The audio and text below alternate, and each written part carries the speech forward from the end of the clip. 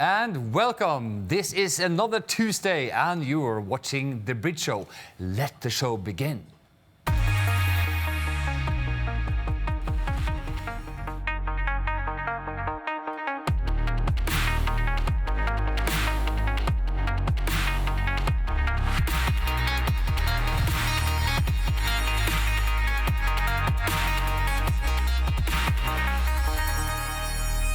It's another Tuesday and you are here in our live IP studio in the basement of our Oslo HQ watching The Bridge Show. And tonight we have an amazing guest for you.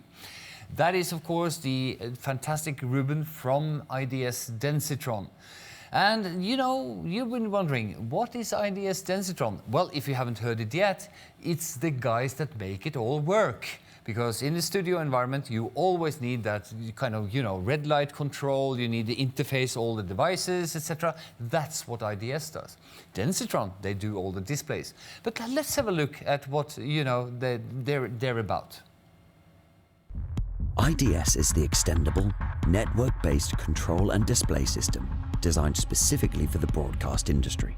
It integrates with essential broadcast equipment, interfaces with third-party control, automation, and playout systems, controls cameras, DMX lighting, mixers, and many other common devices. At its core, IDS provides 4 key functions: clocks and timing, control and automation, information display, and content management. That will give you a good idea about what this is all about. And we had a fantastic chat with Rueben a bit earlier today. And, he's quite a clever guy. And we are so lucky to have you, Rueben, here with us on The Bridge Show. And our partnership with IDS is very, very exciting because IDS, you are the lead guys on the planet, actually, for studio automation. We are. I think we've done a lot in the last 15 years since we actually designed the concept of IDS. We've really progressed from a very basic technical signage solution really to a must-have essential workflow tool for broadcasters and other markets. So it's a really exciting journey for us. We've seen a really, really sort of steep evolution of the product and where we work in the different markets and the different sectors. So yeah, it's a great product to be in charge of, and with a great set of customers and partners that sort of help us along on our journey. Yeah, because one thing that I really reacted to was the amazing thing of having then a studio automation system, and also that the integration with the Densitron, touchscreen panels. That was really a very nice fit. Exactly, and I think what you'll find is, in some parts, people see us as 2 companies because obviously you've got Densitron, who are 50 years in the market, which a lot of people don't realise that they're market leaders in HMI solutions. So we create some unbelievably dynamic, high contrast ratio IPS screens in various formats and form factors, which again complement and replace a lot of the legacy equipment you see in broadcast environments. But then you also have the IDS control layer, which utilises those HMI control surfaces to really allow users to have a beautiful and elegant way of interfacing with technology. So we've tried to really simplify the complicated in that respect. Yeah, but it was very, very both obvious and very meaningful to be able to do this, because what we need, in the broadcast industry is more things to do or less things to do more, kind of, so that you can actually reduce a lot of the complexity by having, again, a touch panel is beautiful because you again can utilize it for then multiple purposes. Exactly that. So you've got sort of 2 sides to that, to that statement, really. You've got the UI and the UX, which we've invested quite heavily in as a company. So we understand that you can't be arrogant enough to think that everyone that's engaging with your system is a broadcast engineer or an AV engineer. They could be highly talented, but not necessarily technical. So they want to come in, press a button, and something happens. They don't want to go through multiple different menus to engage with that particular application. No, because that also involves a lot of training. Because again, when you make things more intuitive, you reduce that amount of complexity that people then have to train to and be experts in.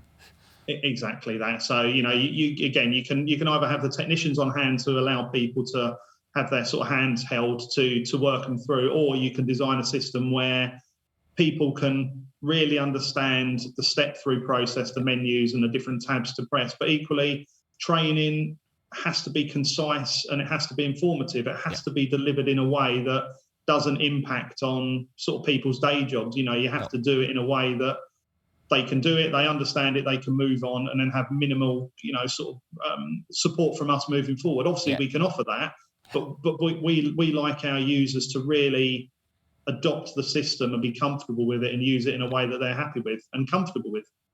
Yeah, but it's so true, and it's we really tell people that it's an amazing amount of effort that goes in our development team just to make things or just to simplify things, and that is ridiculous amount of time that is necessary to make that happen, because it's not a big problem in getting features on board and stuff like that, but it's very, very difficult to make it easy and accessible for anyone. Exactly, and I think I sort of class myself as the sort of the show pony of the company, so I'm the one that goes out to actually show people the finished article. But you can't take away from the amount of work and effort and time that goes into the dev team, the commissioning team, the UI UX team who tweak to the nth degree to deliver a solution that people actually want to use and they can relate to. Even if it's down to the font, the text, the color, exactly, the physical layout of buttons, and how that's presented to people is so important. And it is. Like you say, probably 80% of the work is done on the back end, which nobody will ever see. No, all people see is that front end solution. Yeah. Oh, that's so true. And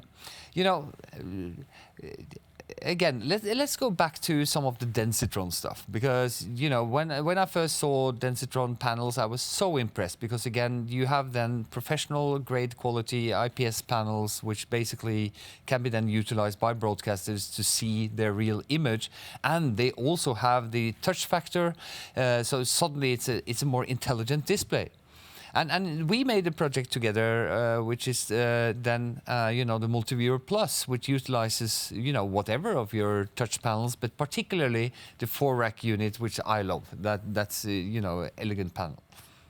Exactly. So I mean, like I say, Densitron have been going 50 years now, and we're effectively now split into three very basic. And I'll give a very sort of quick overview. You've got 1.0, which is a component screen supply to manufacturers. So if you have a piece of kit and you want a high definition screen in that piece of kit, we can supply that to you. If you then want a combined unit which has processing and a lovely control surface of IPS display, that's our 2.0 product range. So that's basically 1.0 on steroids. It gives you control and it gives you a very lovely, elegant control surface. And then we have 3.0, which is the IDS element, which is the control software which wraps it around it and brings it all to life. But, broadcasters, AV people, medical, houses of worship, they've got a lot of legacy kit in their environment now and in their workflow. You've got a lot of button solutions, you've got mice, you've got lots of cables. And our 4U especially is designed to really declutter that environment. It's really to make something elegant as opposed to functional. It's to give style as well as substance. So, it allows us to develop a system for a user where they can consolidate all of these different third-party systems utilizing the IDS backbone, but through one of our Densitron control surfaces. Exactly. And on the 4U especially, it's the equivalent of, say, 2 iPad Pros put together in terms of size and dimension. It's 1920 by sort of 620 resolution. It's an IPS screen. It's dynamic. It gives this really, really smart smartphone style quality. So it allows people to probably have consumer grade quality, in terms of we're used to our iPhones, the UIs in our cars now. So that level of interaction you expect is now put across into the commercial commercial workflow, and the Densitron panels allow people to do that, because we're specialists in that field ultimately. It's very, very impressive, and we utilize, of course, the IDS system in our studio environment when we are making this, and we are so happy with, again, that tactility.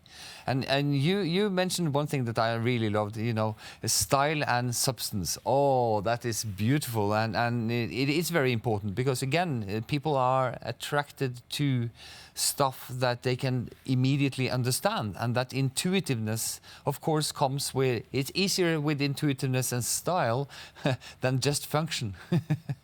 Exactly, as I said earlier on, one of my previous comments is, you can't assume it's a technical engineer who's going to interface with your kit. We're not all engineers who use our phones or our iPads, or I'm far from an engineer when I come to try and drive the sat nav on the touchscreen in my car, but you need to be able to look at it and understand. You've got an end goal and you've got a beginning. You want to try and make sure that those step points in between are there. And I think if the quality of the panel you're also engaging with is crisp, then it makes the graphics and the UI really stand out. The software is one thing, the operation is one thing, but the way it looks, the way it feels has to really stand out to make that UI pop, really, and make you want to really engage with it. And that's what we do. No, but I couldn't agree more. It's super important, and that is one thing we learned, because one thing I really wanted to talk about slightly is our integrated solution, that we can actually get then all the widgets that we actually get from the VB440 into the IDS system, and that means that, of course, that we can utilize every one of the Densitron kind of panels, basically, and then again you can orchestrate anything that you want from the IDS control system to any kind of surface that you have. And one thing is our kind of solution, but you can do that with mostly anything, can't you? Exactly. Like I said, we primarily began in radio land 15 years ago, but multiple markets have now converged. So whether you're looking at the next closest market, which is TV, so audio and video, whether it goes on to Pro AV, and then even commercial spaces, government areas, they've all got broadcast workflows now. So they may have different kit, but they all generally follow a same kind of mission critical 24/7 workflow, and that's kind of IDS's sweet spot, really. We're truly vendor agnostic. I know that term gets put around by a lot of people, but we're based on an IP backbone, so we can work in IT land now, but we allow multiple third-party systems to be unified. We extract that information from them. We bring it to the user in terms of a different form factor screen. As you say, it could be 1U, 2U, 4U, 10.1-inch tabletop. And it allows that user to then take the edited highlights from those systems, presented in a tab-based format to allow control or display, and kind of the beauty of IDS as well, because it's IP, it's flexible, it's scalable, and it can be agile enough to expand as your requirements change. So we have endpoints. So if you want to, in the case of our MV Plus Multiviewer Plus application, you can create a custom multi-viewer layout from the 4U panel, extracting the feeds that that are being presented to us from the VB440. You can create a sort of software-based multi-viewer within IDS, and you can then present that to any screen on the IDS network. Exactly. And that's so powerful. Yeah. It is super powerful, and that's something that I get very enthusiastic about this, because I feel it's very, very important. So one thing, because I think we covered a lot of stuff, basically, because we talked about the usage, the pedigree of coming from radio, because obviously, radio stations, they needed automation. So that was actually where it all started. And then, of course, the TV studios, everybody needs a red light controller. That's a kind of an obvious kind of thing. Where's your switch for the red light? Yeah. And since we started to use the Densitron IDS, control surfaces, touchscreens, we would never go back ever to anything less than that. And it's then intelligent. It contains the clocks, it contains the signal, it contains all the integration that you would ever need. Is there anything, let's say, buried in the code that is to be released, of some interesting stuff that we can talk about? I think there is. I shouldn't probably say too much just in case I get into a lot of trouble from people that pay my mortgage. But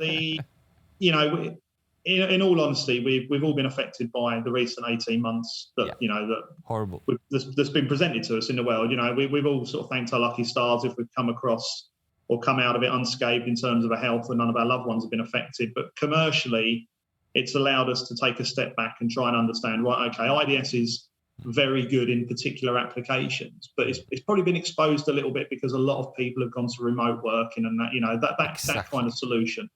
So we're getting a lot more inquiries now in terms of, okay, how do we virtualize your system? How do we present it to an application so we can access it from an iPad or from at home via URL? And that's kind of the stuff we're working on now, because I genuinely think, although we've been working in this remote style environment for the last 18 months, people are beginning to go back to physical locations. Studios are beginning to be repurposed, reused. I don't think they'll become fully purposed.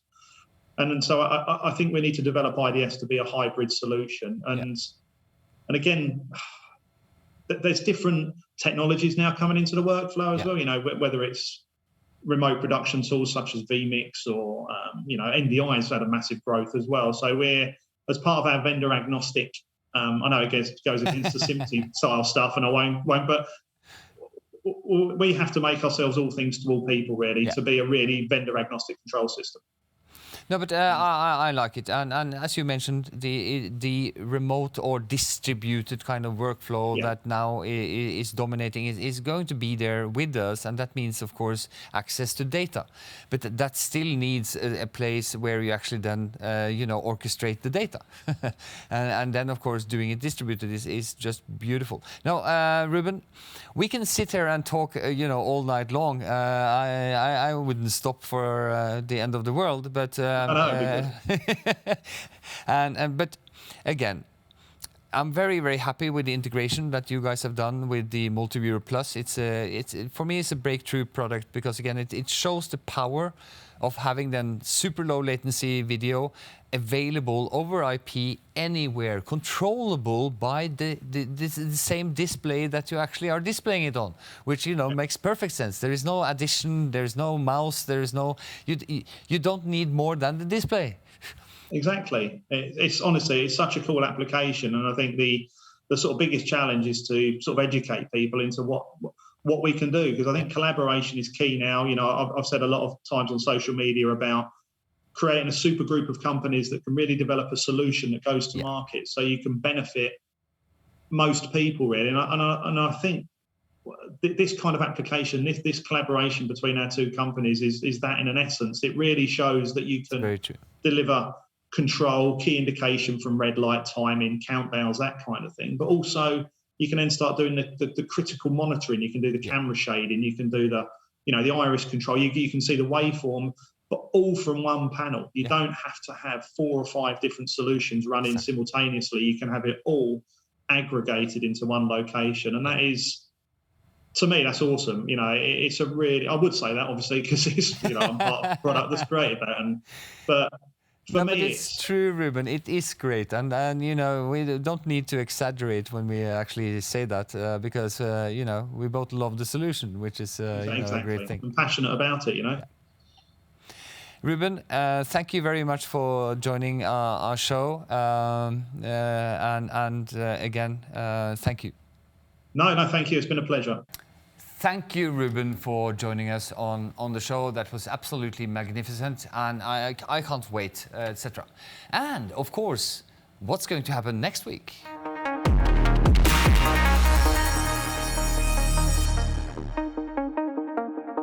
It's Appear TV, of course, and they have launched an amazing JPEG XS product which complements our ability to do, of course, the monitoring and the analytics of JPEG XS, which is coming to a VB440 near you very soon.